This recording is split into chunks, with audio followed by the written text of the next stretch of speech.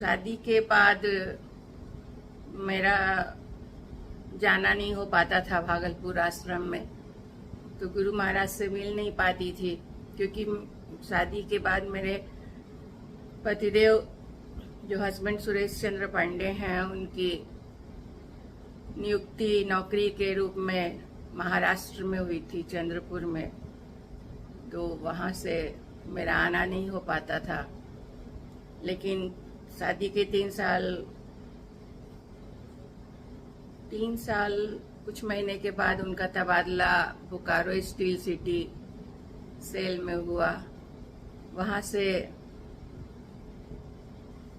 नज़दीक था बोकारो से भागलपुर, तो मुझे कुछ सत्संग वगैरह भी बोकारो में जो होता था वो देखने को मिलने लगा।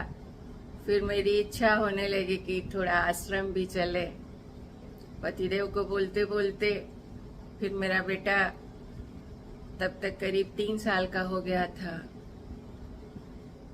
अब वो पढ़ाई शुरू करने वाला था, तो मैंने कहा कि थोड़ा मेरा मन है कि आश्रम चलें बेटा को लेकर।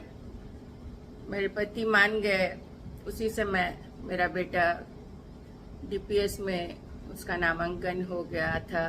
बड़ी मुश्किल से होता था उस समय चयन डीपीएस में। तो होने के बाद मैंने बिल्कुल ठान ही लिया था कि मैं तो जाऊंगी। फिर मैं माँ, पापा, पति देव और अपने बेटे के साथ कुप्पा घाट गई। कुप्पा घाट जाने के बाद जब पहुंची आश्रम, तो पापा तो पुराने सत्संगी थे, तो वो गए जब, तो ऑफिस में उस समय जो भी थे हम लोग उनको नहीं पहचानते थे, व्यवस्थापक। पापा जब उनसे कमरा देने का निवेदन किए तो वो दे नहीं रहे थे, बोले नहीं अभी कोई कमरा खाली नहीं है, फिर अभी जयंती आने वाली है तो उस समय भी लोग आएंगे तो हम लोग आपको कमरा नहीं दे सकते हैं। पापा के बार बार कहने पर भी वो नहीं मान रहे थे, तो पापा थोड़ा खिसला भी गए थे। खीस में आकर बोले आपको नहीं पता है हम लोग कितने पुराने सत्संगी हैं, आप इस तरह से बात करते हैं। हम लोग इतनी दूर से बाहर से आए हैं तो अभी कहाँ जाएंगे, आश्रम में हमें भेंट करनी है अभी संत महात्माओं से। तो मेरे पति तब तक मेरे पास आकर बोले पता नहीं कहाँ भी चली आती है, कुछ समझती वमझती है नहीं, लेकर चली आई।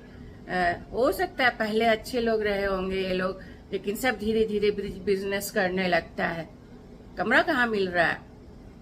मैं उनकी बात सुनकर, मतलब मैंने उनके सामने जो आश्रम का और अपने गुरुदेव का, सब अपने प्रिय संत महात्माओं का जो भी चित्रांकन किया था वो बिल्कुल धूमिल हो रहा था। तो मैं एकदम अंदर से रुआसी सी हो गई। मैं अंदर से ही गुरुदेव को पुकारने लगी, गुरुदेव ये क्या हो गया, मैं तो क्या कराने आई थी, आपसे मिलवाने के लिए दर्शन कराने आई थी और यहाँ तो कुछ उल्टा ही हो रहा है। कृपा कीजिए मेरी इज्जत और आपकी प्रतिष्ठा सब कुछ बनी रह जाए और इनके मन में आपके लिए प्रेम का भाव उपजे। यही बात मैं मन ही मन गुरुदेव को पुकारने लगी। तभी अचानक ऐसा हुआ कि हरनंदन बाबा वहां टहलते हुए आए, जो अभी के आचार्य श्री हैं हमारे भागलपुर कुप्पा घाट में। वही आए, वो पापा को देखते ही पहचान गए, तो उन्होंने कहा क्या बात है, क्या हुई। तो माजरा समझने के बाद उन्होंने कहा कि नहीं इन्हें कमरा दे दीजिए, बहुत दूर से पुराने सत्संगी हैं आए हैं। उनके कहने के बाद कमरा मिल गया। फिर मैंने गुरु महाराज को मन ही मन प्रणाम किया और बहुत धन्यवाद बोली कि चलो गुरु महाराज ने प्रार्थना सुन ली हमारी। फिर हम लोग जल्दी जल्दी कमरे में जाकर थोड़ा फ्रेश हुए और संत सेवी जी महाराज तब आश्रम में थे बाबा, तो हम लोग उनसे गुरुदेव से मिलने गए।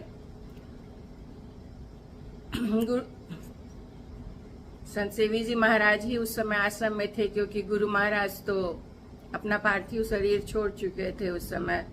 उनको पार्थिव शरीर छोड़े हुए बहुत साल हो गए थे।